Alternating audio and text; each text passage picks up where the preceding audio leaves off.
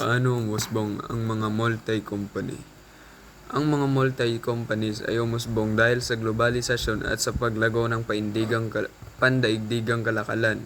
Halimbawa, paglawak ng kalakalan.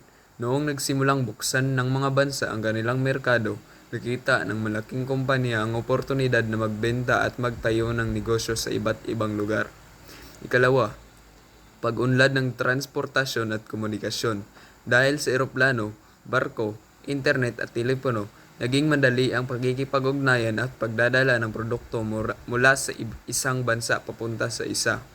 Ikatlo, pangangailangan ng mas malaking kita. Ang mga kumpanya ay naghahanap ng mas maraming customers at mas murang gastos sa produksyon, kaya nagtatayo sila ng sangay sa ibang bansa. At panghuli, suporta ng mga pamahalaan. Maraming gobyerno ang nagbigay ng tax incentives o maluwag na pulisya para maakit ang mga dayuhang kumpanya. Kaya sa paglipas ng panahon, lumakas ang mga kumpanyang gaya ng Coca-Cola, McDonald's, Samsung at Toyota na matatagpuan na ngayon sa iba't ibang bansa.